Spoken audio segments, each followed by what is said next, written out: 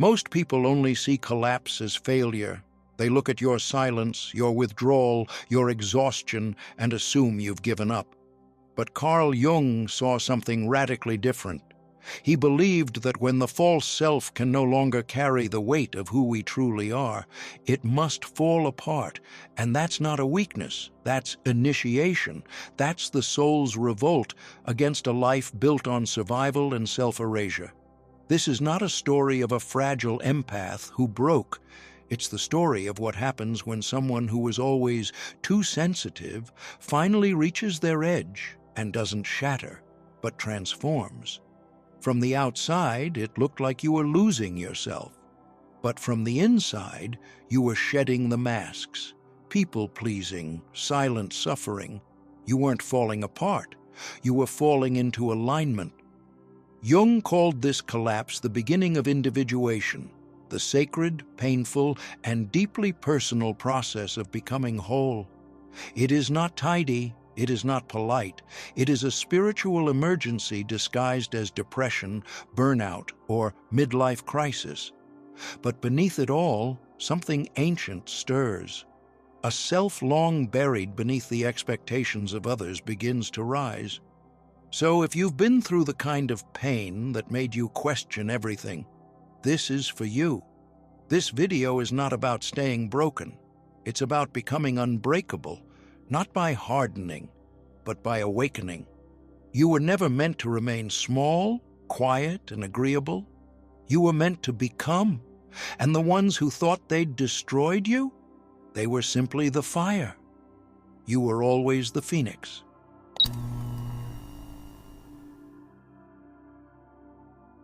What happens to your soul when you've been carrying someone else's pain for so long? You forget what your own even feels like. At first, it seems like compassion. You think you're just helping, loving, holding space. But gradually, without realizing it, you begin to swallow their silence, their moods, their unspoken blame. You flinch when they enter the room. You adjust your tone so they won't erupt. You smile when you're empty. And somewhere in that subtle erosion, you disappear. This is not love. This is psychological possession. Carl Jung described this haunting phenomenon as participation mystique, a state where the line between you and them dissolves so completely that you become a ghost of yourself, haunted by the emotions that were never yours to begin with. This is the empath's most dangerous crossroads. You were born attuned to others, designed to feel deeply, to read beneath the surface. But when that sacred gift is hijacked by someone who weaponizes their wounds, your gift becomes your curse. Slowly, their rage becomes your anxiety. Their shame becomes your silence. Their insecurity becomes your overachieving. You begin managing their pain like it's your job to heal it. And you do it so well, so quietly, that no one sees you vanishing, not even you. This isn't just emotional exhaustion, it's identity erosion.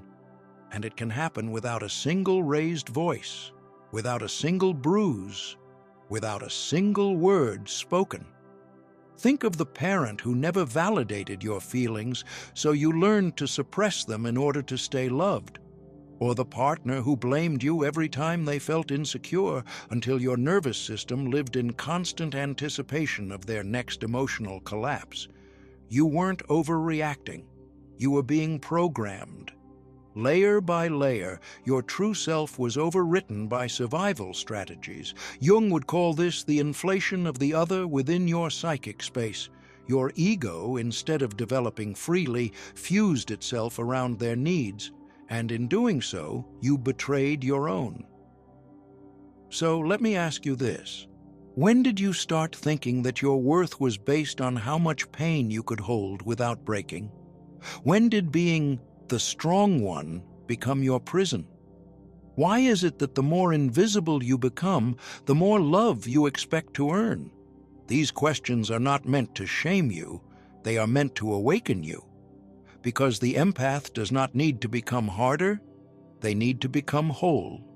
And to become whole, they must reclaim what was never anyone else's to carry, their light. Healing begins not by fixing them, but by remembering yourself, by noticing the subtle moments when your body tightens, your heart shrinks, your voice dims. Those are not random. They are the inner alarms of a soul being buried alive. Jung would urge you to listen to those signals, to trace the feelings back to their symbolic origin, to understand whose pain you've been calling your own, and to finally choose, consciously, to return it. So, here is the deeper question I leave with you. Who might you become if you stopped apologizing for your boundaries? What would happen if you no longer contorted yourself to soothe their chaos? Would you still be loved? Or would you finally be free?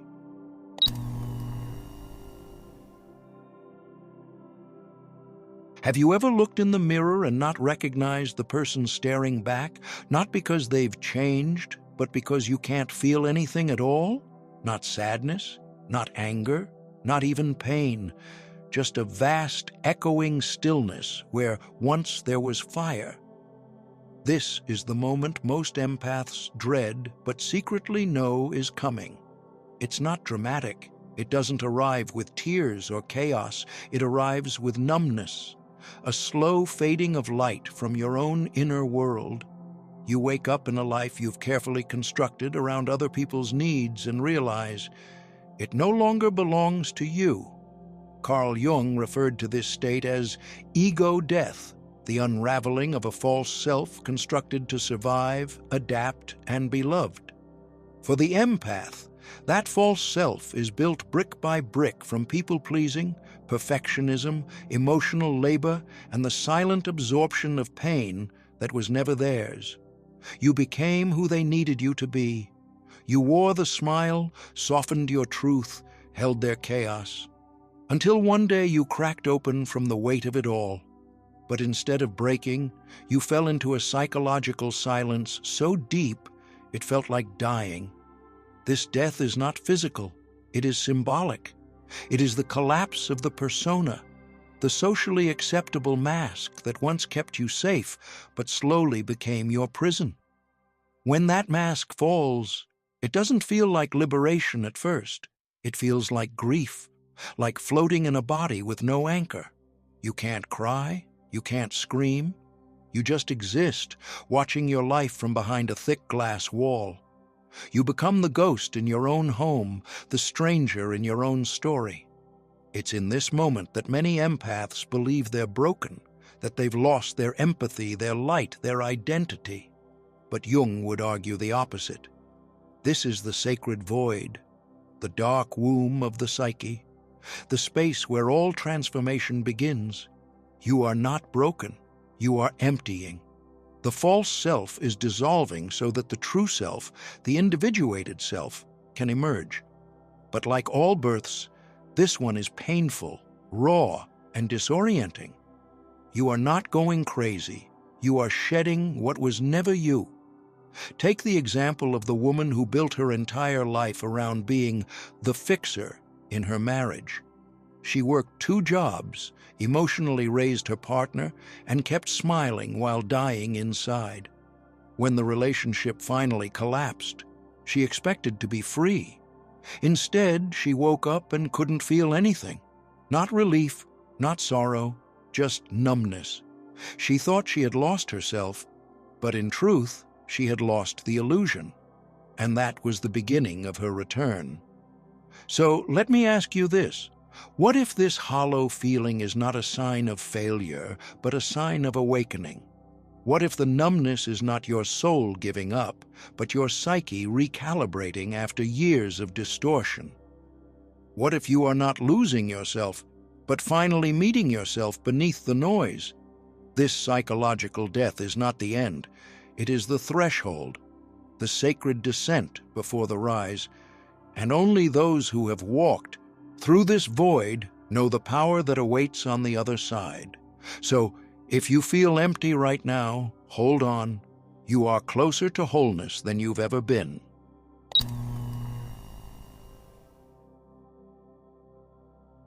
What if the darkest moment of your life wasn't a sign of your destruction, but the beginning of your transformation?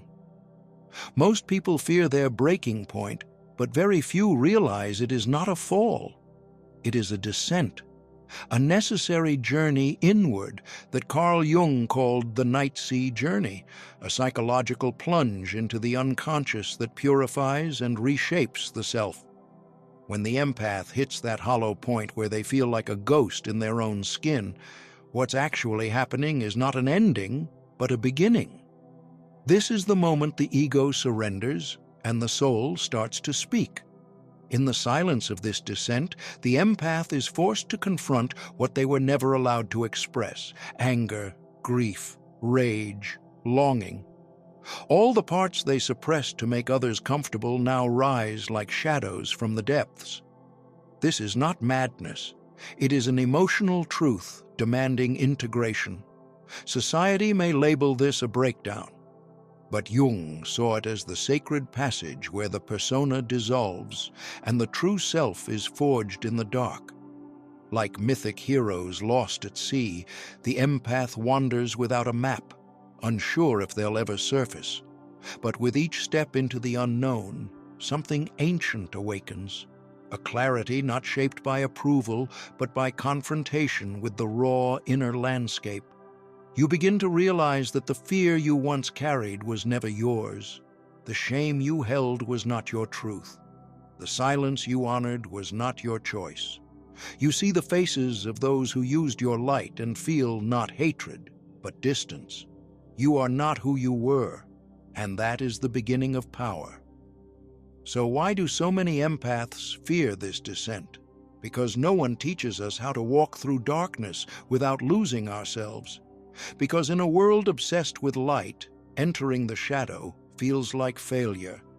But Jung taught that to become whole, we must embrace the totality of who we are, including what we've repressed. The empath who descends and returns is no longer a mirror for others. They become a mirror of truth, a shadow walker, someone who has touched the abyss and now carries a light that was earned, not inherited. Have you ever felt that something inside you changed, not in anger, not in trauma, but in silence? That quiet shift where you no longer seek validation, only understanding.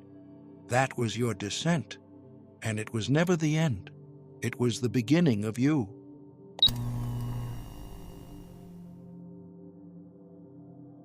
Have you ever walked into a room and felt the tension before a word was spoken, like your body was translating signals your mind hadn't yet named? That's not just intuition. That's the evolution of an empath who has survived psychological warfare. When you've been immersed in someone else's emotional chaos for so long, your nervous system doesn't just heal, it recalibrates. What used to overwhelm you now alerts you. What once felt like confusion now arrives as clarity.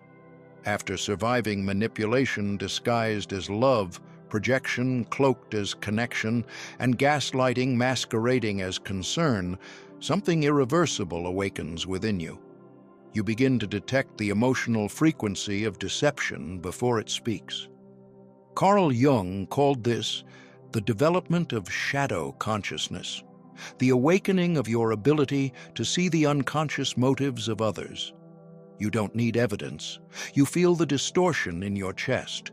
You sense the energetic imbalance in their presence. It's not paranoia.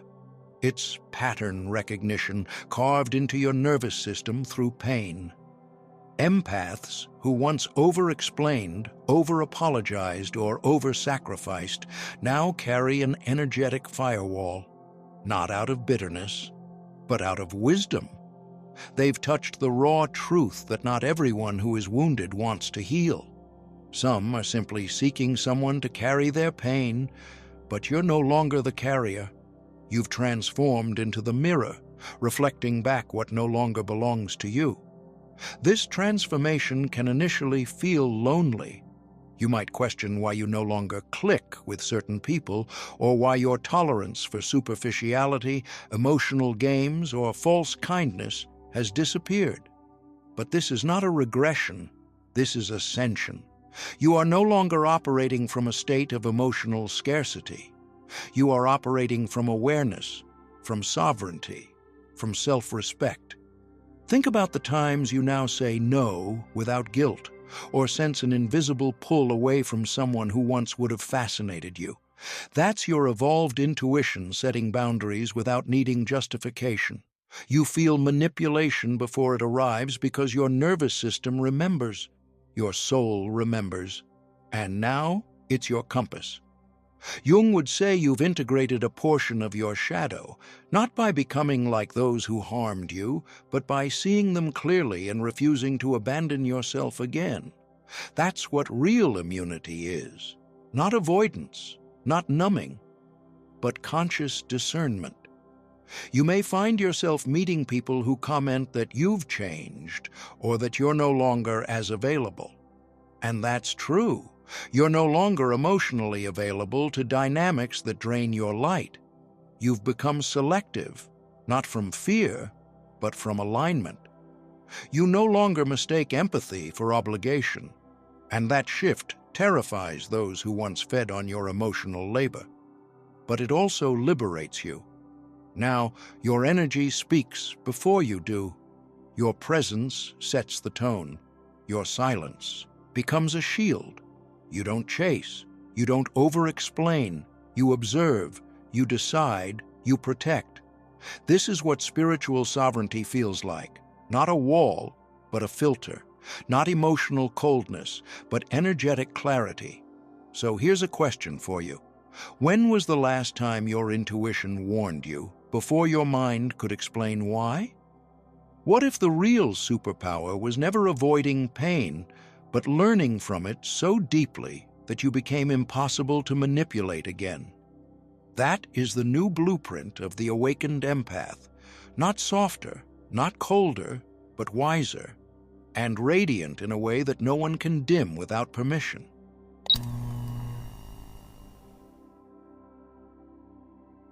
Why is it that after you rise, some people retreat?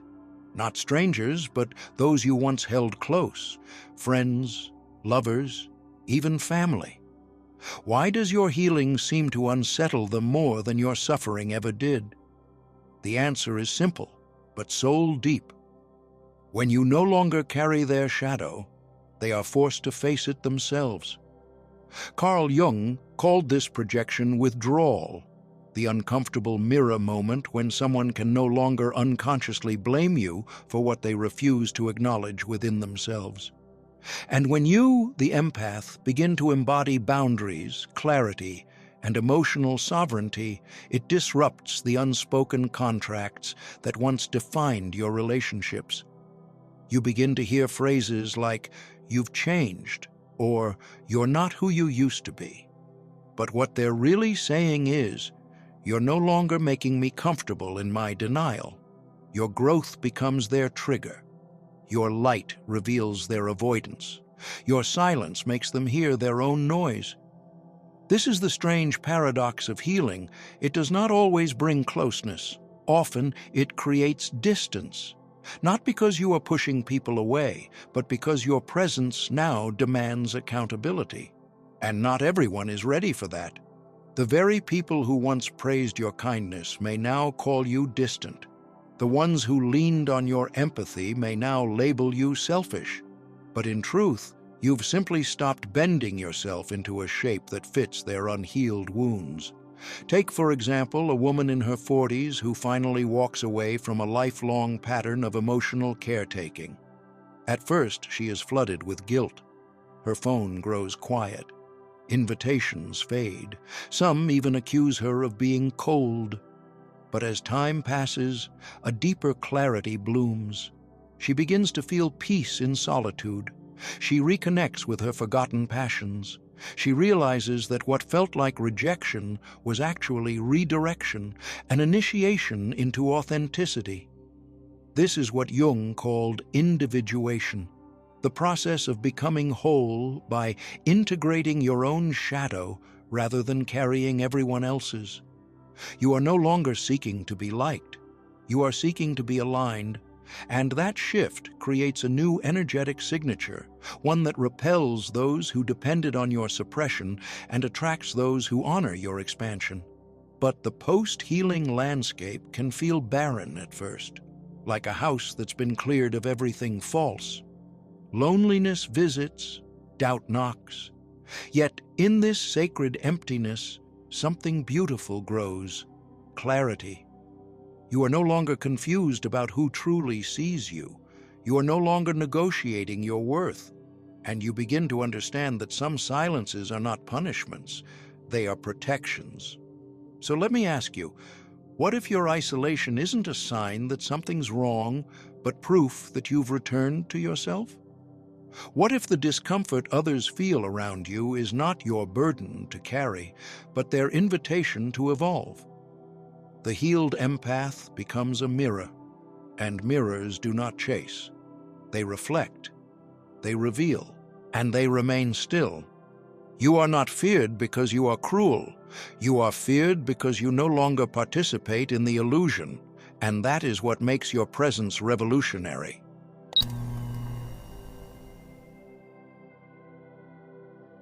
Have you ever looked at yourself in the mirror and realized you are now the person you once prayed would save you? There is something quietly astonishing about the empath who has walked through fire and returned not bitter, but radiant. No longer seeking rescue, they have become their own guide. No longer absorbing pain, they transmute it. What Jung called the guardian function is not about superiority or spiritual perfection. It is about presence. It is about embodying the very strength, softness, and discernment you once needed when you were drowning. And perhaps that is the greatest transformation of all. You didn't just survive the narcissist's manipulation. You didn't just learn to read the shadow. You learned how to hold yourself, how to sit with your pain without abandoning your light. And in doing so, you became something rare, a living symbol of healing. A mirror not of distortion, but of possibility. This is not the path of the preacher, it is the path of the silent guide, the empath who no longer explains, just lives, who no longer rescues, but inspires. People can sense your energy now and feel a sense of safety. They lean in, not because you say the right words, but because your presence tells the truth. It is possible to come back from the dark. Think of the man in his 50s who, after decades of self-sacrifice and codependency, finally learned to say no without guilt. He didn't shout it. He simply lived it. And his children began to see a new model of strength, one not rooted in control, but in grounded boundaries. Or the woman who, after years of abusive dynamics, created a support circle for others in similar situations. She didn't talk about empowerment. She was empowered. She became the lighthouse she once longed for. And this is how legacy is born, not through grand gestures, but through subtle alignment. Every boundary you hold teaches someone else that they can do the same. Every time you choose peace over performance, you make healing contagious. You remind others that they don't have to carry what was never theirs to begin with. Jung believed that the archetype of the guardian is awakened in those who integrate their own suffering instead of projecting it. And this awakening is not loud. It is not dramatic. It is sacred. You become a container, someone whose healed nervous system offers calm without words. Someone whose gaze no longer scans for danger, but offers safety by existing. So, let me ask you, what if you are not here to save others, but to simply become the person you once needed so others can remember who they truly are? You are not a savior. You are not a fixer. You are a guidepost, a signal, a warm fire in the dark. And that, in a world of chaos, is nothing short of miraculous. You are living proof that the empath does not break. They become.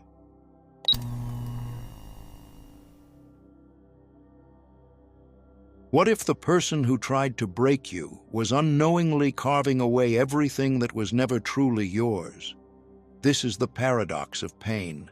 It strips, it shatters, it unravels, but in its wake, it reveals.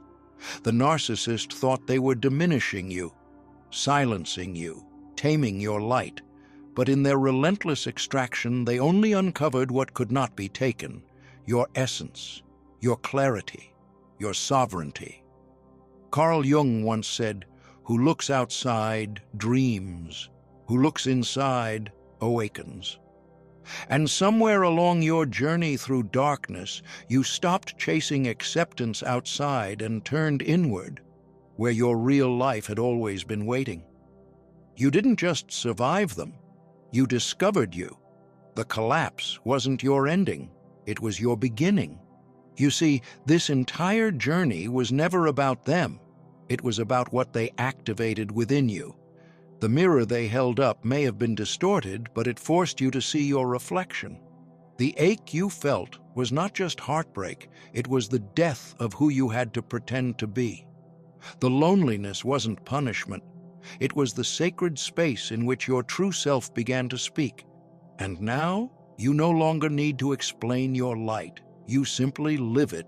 You walk differently now. Speak less, but with more impact. People feel the shift in you before you even say a word. That's not ego. That's embodiment. You are not performing healing. You are the quiet result of having chosen yourself over and over again, especially when it would have been easier to disappear. And here's the secret no one tells you. Your transformation does not need applause. It does not need proof. It radiates. Like a lighthouse does not chase ships. It simply shines. Your boundaries, your stillness, your refusal to carry what is not yours, these are the living symbols of your awakening. So, if you are still on the path, still healing, still questioning your worth after the storm, let this be your reminder. You were never too sensitive. You were tuned in. You were never too broken. You were shedding what no longer served your soul's evolution. The narcissist didn't win. They exposed the cracks where your light could finally enter. And now, without even trying, you are becoming what no one saw coming. A soul who sees clearly, loves wisely, and moves through the world without apology. Because now, you were never breaking. You were becoming. If this touched something sacred inside you, don't let it fade into silence. Like this video, subscribe, and turn on notifications. Your presence here is not just support, it's resonance. And if you feel moved to give back, your donation becomes a quiet but powerful gesture that helps keep this light alive for others still walking in the dark.